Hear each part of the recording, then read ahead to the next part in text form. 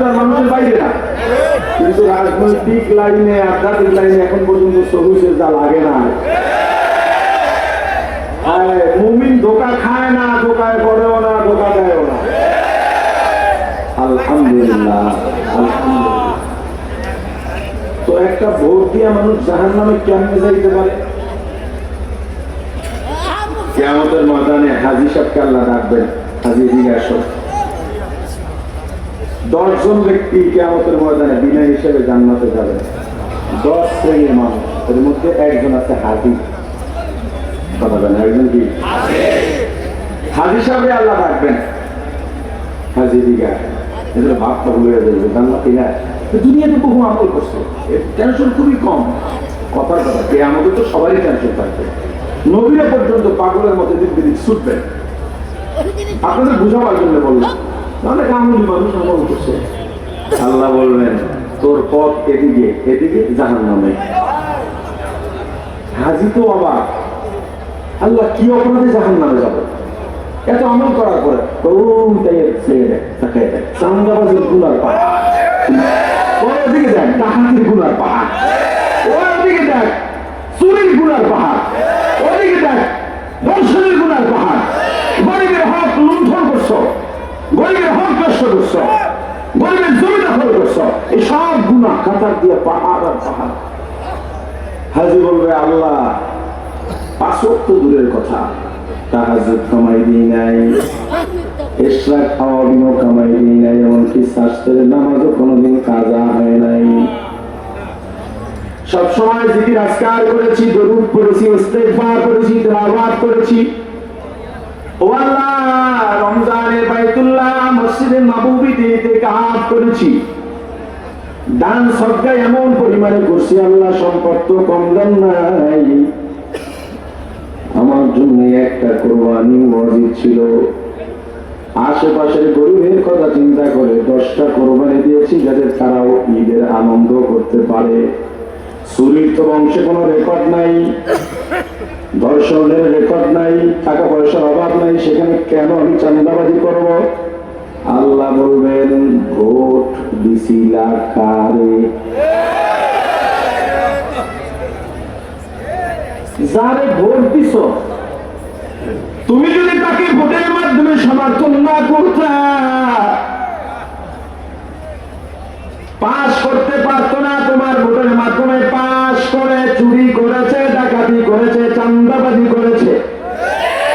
এ হাজী বল, চাঁদাবাজির টাকার ভাগ পাইছো বলে না, চুরির ভাগ পাইছুনি বলে না, ডাকাতির ভাগ পাইছুনি বলে না, কিছুর ভাগ পাও নাই, কিন্তু গুনার ভাগটা ঠিকঠাক মতো পাইছো। এই যে এখনো বেহিসাব করা হয়। তুমি একটা ভোটের কারণে চুরির গুনাহ পাইলা, ডাকাতির গুনাহ পাইলা, যাও তোমার ফয়সালা জাহান্নাম। আবার একটা ভোটের কারণে আল্লাহ চাইলে জান্নাতেও যাইতে পারেন, ভোট দিলেই জান্নাতে যাবে এমন না, এটা উসিলা হিসাবে সামনে আসতে পারে। কিভাবে? ভোট কেন্দ্রের গোপন কক্ষে গিয়া তুমি ইসলাম কায়েমের জন্য আল্লাহকে বললা, আল্লাহ আমার হাতের থেকে বেশি শক্তি নাই, ইসলাম কায়েমের জন্য রাষ্ট্রীয় ভাবে আমার রাসূলের আদর্শ বাস্তবায়নের জন্য আমি ভোট দিলাম। তোমার ভোটে যদি তোমার প্রার্থী পাস নাও করে, তুমি পাস করে ফেলছ, তুমি কিন্তু পাস হয়ে গেছো। তোমার প্রার্থী জিতলো কি জিতলো না ব্যাপার। আমার রাসূলের আদর্শ বাস্তবায়ন করার জন্য যারা চেষ্টা করবে, কিয়ামতের ময়দানে তারা রাসূলের সুপারিশে কাতারে দাঁড়াইতে পারবে।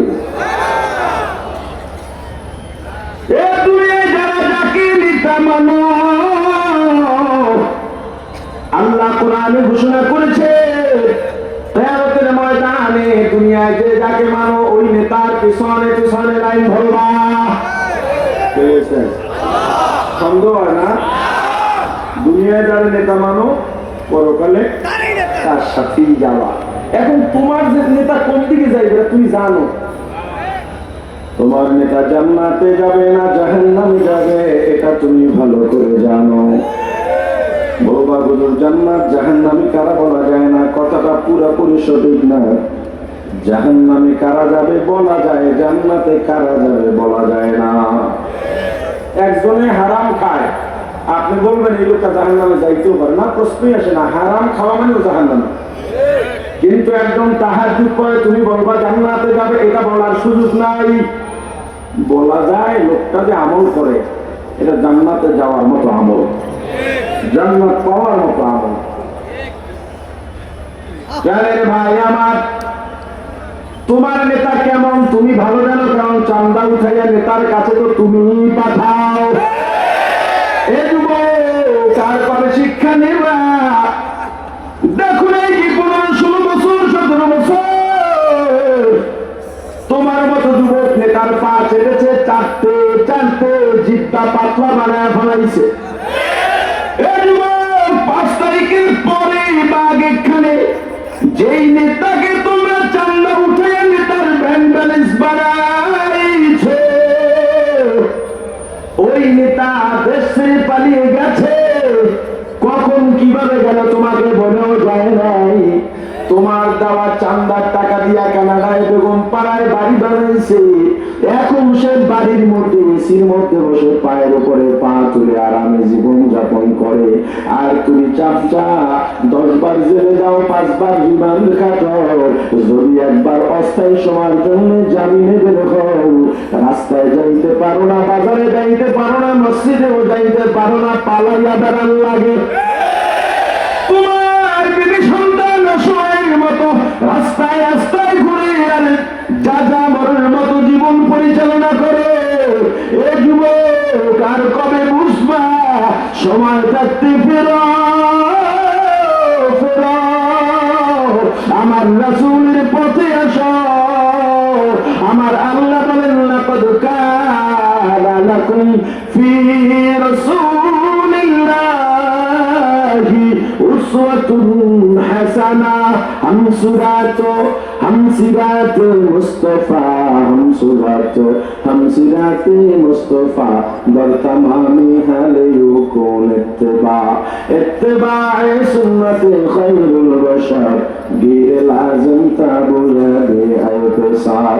मोहम्मद अरबी है व नबी रास्ते पे शोआ, मोहम्मद अरबी है व नबी रास्ते पे शोआ। आलम हुआ उसकी पैदाइश से उजाला, आलम हुआ उसकी पैदाइश से उजाला। शफीउल उमम हमारा नबी रोज़ क़यामत, शफीउल उमम हमारा नबी रोज़ क़यामत। शफाअत करेगा अल्लाह के पास गुनहगार उम्मत, शफाअत करेगा अल्लाह के पास गुनहगार उम्मत। ला इलाहा इल्लल्लाह, ला इलाहा इल्लल्लाह, ला इलाहा इल्लल्लाह, ला इलाहा इल्लल्लाह, ला इलाहा इल्लल्लाह, ला इलाहा इल्लल्लाह, ला इलाहा इल्लल्लाह, ला इलाहा इल्लল্লাহ। আমার আল্লাহ বলেছেন আদর্শ হবে শ্রেষ্ঠ আদর্শ আমার রাসূলের। কার কথা? জোরে বলেন। আল্লাহর কথায় কোনো সন্দেহ আছে? যেই কোরআনের মাধ্যমে আল্লাহ ঘোষণা করলেন ওই কোরআনে কোনো সন্দেহ আছে? ও ভাই বলো, বাজারে গেলে মাছ পচাটা না ভালোটা, সবজি পচাটা না ভালোটা, কাপড় ভালোটা না মন্দটা, এমনকি বিয়ে করতে গেলেও মেয়ে খুঁজো ভালোটা। আদর্শের ক্ষেত্রে তুমি আমার আল্লাহর ঘোষিত শ্রেষ্ঠ আদর্শের বাইরে কেন যাও? এ যুবক বলো, আমার আল্লাহ বলেছেন শ্রেষ্ঠ আদর্শ আদর্শ বাদ দিয়া তোমার কাছে জিয়ার মুজিবের আদর্শ এত ভালো হলো কেন? তুমি যদি দুনিয়ায় আমার রাসূলের আদর্শ না মানো, কিয়ামতের ময়দানে আমার রাসূলের সামনে কোন মুখ নিয়ে দাঁড়াবা? কলবের চিকিৎসা দরকার, রূহের চিকিৎসা দরকার। এই রূহের চিকিৎসা ছাড়া, তাকওয়া ছাড়া মানুষ কোনদিন শুদ্ধ হবে না। অনেক সময় দেখবেন অনেক পুলিশ অফিসার আছে ঘুষ খায় না, আছে না? নাই? কিসের কারণে? তাকওয়া আছে। তাকওয়া মানে কি? আল্লাহ ভয়। ঘুষ খাওয়া গুনাহ, এটা করা যাবে না, এটা অপরাধ। কেন করে এটা? তাকওয়া আছে। আল্লাহ ভয় ছাড়া, তাকওয়া ছাড়া শুধু রাষ্ট্র নয়, যেই ক্ষেত্রটাই পরিচালিত হবে ওখানে ইনসাফ থাকবে না। ইনসাফ যদি চাও, তাকওয়া লাগবে, কলব সংস্কার করা লাগবে, কলবের মেরামত লাগবে। আমরা তো সবাই মুমিন, কি ধরে বলেন? কথা বলেন না। আল্লাহ বলেন ইন্নামাল মুমিনুন, মুমিন তো তারা কারা ইদা যিকিরাল্লাহ, যখন আল্লাহ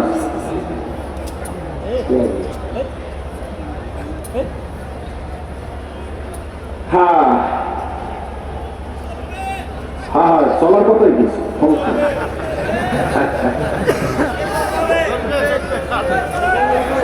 শোনেন। এই কুড়িগ্রাম এখন এসে দেখি বিল্ডিং, আমি আসছি, আমি তো অনেকবার আসছি এখানে, সর্বশেষ মনে হয় 5-6 বছর হয়ে গেছে, তাই না?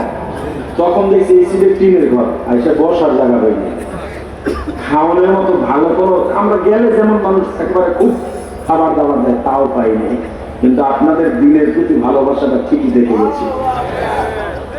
পাশাপাশি দৃশ্যগত স্থাপনারও উন্নতি হয়েছে, এই মাহফিলের ইস্তিমার উন্নতি হয়েছে, আলহামদুলিল্লাহ। যেহেতু এই এক প্রান্ত থেকে ইসলামের জাগরণ আর জয়গান শুরু হয়েছে, এই জাগরণ ধরে রাখো, এই জাগরণ বাংলাদেশের প্রতিটা পদে পদে আশ্রয় ফেলতে হবে, এই জয়গান ধরে রাখতে হবে। আগামী দেশ ইসলামের দেশ, আগামী বাংলা ইসলামের বাংলা, আগামী সংসার ইসলামের সংসার, আগামী রাষ্ট্র ইনসাফের রাষ্ট্র। ইনকিলাব ইনকিলাব।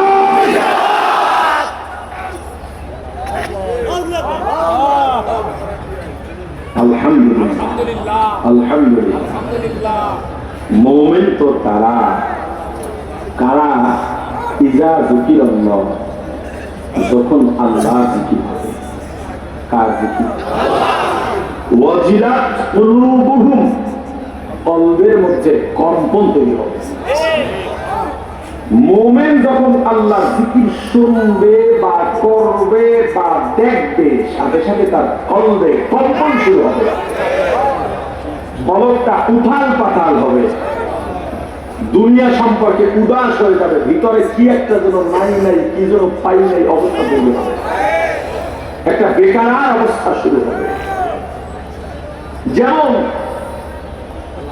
এই কলবের কম্পন মানে আল্লাহর মায়া তার কলবে গিয়া এফেক্ট করবে, আল্লাহর মায়া তাদের যাবে, পাগলের মতো হয়ে যাবে। আজান যখন হবে, আজানও জিকির, মুমিন কাজ করতেছে আর ভালো লাগে না, এই কাজগুলো দেখি আমি নামাজ পড়ে আসি, আর ভালো লাগে না, কলবে একটা কম্পন, একটা উথাল পাতাল অবস্থা, ব্যাকুলতার সৃষ্টি হয়ে গেছে। যদি কোনোভাবে নামাজে না যাইতে পারে, সবাই বলে আমরা জামাত করব, এখন মানে আগে খানাটা খেয়ে নেই, কিন্তু মুমিন কি করে, তবে নামাজটা আগে পড়ে নেই, না খাইতে বসছে, খাইলে সবাই এখন চা খায়, পান খায়, এইভাবে নামাজ কিন্তু হয় না। ওর কলবে তো অবস্থান অন্যরকম, ওর ব্যাকুলতাই অন্যরকম। এই সবাই পানটা না কেউ গুরুত্ব দেন, এই দুইজন নিয়ে একটা জামাত করে নামাজ পড়ে কি শান্তি, একেবারে শান্তিতে তার পুরা কলবে শান্তিটা দেহের মধ্যে চড়ায় পড়ে, পুরো শরীরটা বুলবুল অবস্থা হয়। এদিকে তো নদী আছে, জোয়ার ভাটাও আছে, আছে না? জোয়ার ভাটা নাই? এমনি জোয়ার ভাটা দেখছেন?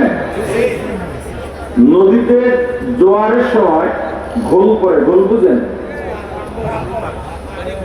আপনারা কি বলেন? পাক খায়। ওটা কিন্তু নর্মাল জ্বরে হয় না, ওটা যখন জোবা, বোঝেন জোবা, আমাদের দিকে জোবা হয়, মানে পূর্ণিমা বা অমাবস্যায় পানি বেড়ে যায়, পানির স্রোত বেড়ে যায়, যখন স্রোত বাড়ে তখনই পানিতে পাক খায়। স্রোত যত বেশি হয় পাকের তীব্রতা তত বাড়ে। পাক খায় কেমনে? পানির মাঝে, এখন তো ভিডিও যুগ, সোশ্যাল মিডিয়া দেখতে পান, ভিডিওতে দেখবেন বড় ঘুম করে ভিতর থেকে বড় সুড়ঙ্গ হয়ে যায় এবং ওখানে বিকট শব্দ হয়। ওই পাক এত তীব্র হতে পারে, ওখানে টলার পড়লে পাকে ওই ঘোলে টলা খেয়ে ফেলবে, জাহাজ পড়লে জাহাজ ব্রিজ করে দেবে। ওই ঘোল তখন নদীর উপরে যত পানি ময়লা ভাসমান থাকে সব ময়লাগুলো ঘোলের কাছে নিয়ে আসে, এরপর সব ঘোলের মধ্যে পাকের মধ্যে কইরা ময়লা কোথায় যায় আর খবর নেই। ঠিক তদ্রুপ ভাবে বান্দা মুমিন যখন আল্লাহর জিকিরের ভেতরে পড়ে তখন তার কলবে আল্লাহর ভালোবাসার স্রোত শুরু হয়। এই জিকির যত বাড়ে তার আল্লাহর ভালোবাসার জোয়ার আর মায়া বাড়তে থাকে। কলবে বাড়তে বাড়তে আল্লাহ ভালোবাসার একটা জলশ্বাস তৈরি হয়। আল্লাহর ভালোবাসার ঠিক ওইভাবে পাক খাওয়া শুরু হয়। ওই পাক এত তীব্র হয় দুনিয়ার কোন ভয়, রক্তচক্ষু, রিমান্ড, জেল, গুলি, হত্যা কোনো কাজে লাগে না। শয়তানের ধোঁকা ওই পাকের মধ্যে পড়ে সব ফিনিশ হয়ে যায়। কলমে যত গুনার ময়লা ভাসতে থাকে আল্লাহর ভালোবাসার পাকের মধ্যে পড়ে গুনাহগুলো পরিষ্কার হয়ে যায়। কলবটা তখন হয়ে যায় তাআল্লুক মা আল্লাহ। জিকিরটা কার? জোরে বলেন। জিকির অর্থ স্মরণ। জিকির অর্থ কি? স্মরণ করা। এখানে যে জিকিরের কথা বলা হয়েছে কার স্মরণ? জোরে বলেন। আল্লাহর এই স্মরণ দুই ভাবে হবে। কয় ভাবে? আরে বলেন না কেন, কয় ভাবে? দুই ভাবে। একটা হলো লিসানি বা জবানি, আর একটা হবে ফেলি বা আমলি। জবানের জিকির সুবহানাল্লাহ, আলহামদুলিল্লাহ, আল্লাহু আকবার, লা ইলাহা ইল্লাল্লাহ। আপনি যদি পীরের মুরিদ হন, আপনার কলবের চিকিৎসা হিসেবে যদি ইল্লাল্লাহ সবক দেন, ইল্লাল্লাহ এটাও তখন জিকির। আল্লাহ, দরুদ শরীফ জিকির, ইস্তিগফার জিকির। এই জবানের যত জিকির আছে এর মধ্যে উত্তম জিকির হলো আমার রাসূল বলেছেন আফদালুদ যিকরু লা ইলাহা ইল্লাল্লাহ। লা ইলাহা ইল্লাল্লাহ হলো সবচেয়ে উত্তম জিকির।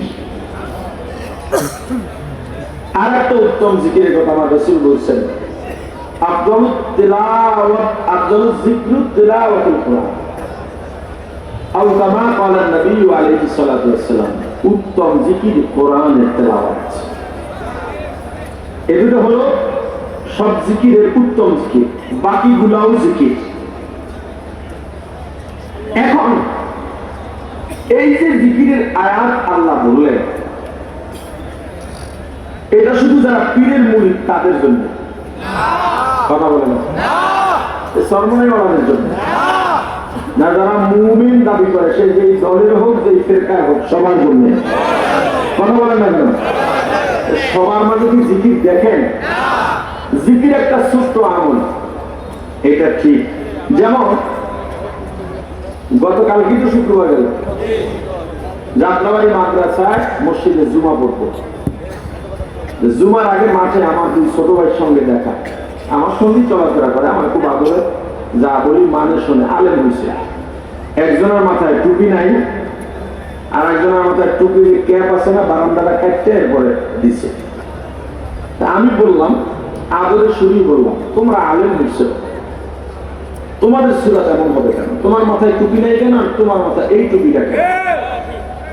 এটা তো হবার কথা ছিল না। কথা ছিল তোমরা আলেম হয়েছ, তোমরা এমন ভাবে চলবা সাধারণ পাবলিক যারা আছে বা গায়রে আলেম যারা, তারা তোমাদের দেখে তোমাদের বেশ দরবার রাসূলের সুন্নতের ভিতরে আসবে।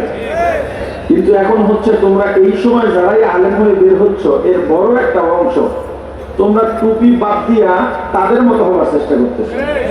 মাদ্রাসা পুরা লাভ কি? এখন মাথা নিচু করে দাঁড়ায় গেছে। আমি বললাম মনে মনে হয়তো ভাবতেছো যে হুজুর টুপি তো বড় কোনো ব্যাপার না, আর তোমাদের কথা সত্য, পৃথিবীর কোনো মুফতি নাই টুপিকে গুরুত্ব বানাইতে পারবে মাসালা নিয়ে, এটা দিলেও সই না দিলেও সই।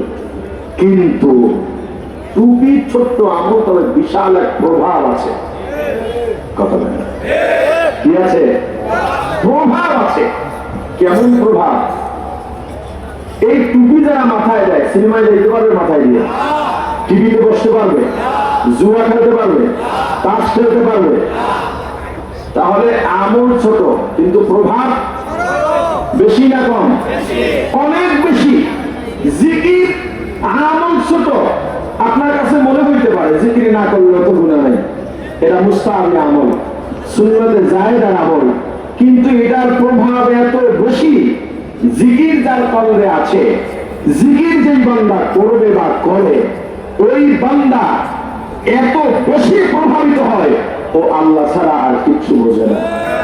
আর কথা বলে না, আল্লাহ ছাড়া কিছু। দেখবেন মানুষ কেউ যায় ধান কাটে, গল্প গুজব করে, আর যেই মুমিন যার কলবে আল্লাহর মায়া আছে, মহাব্বত আছে,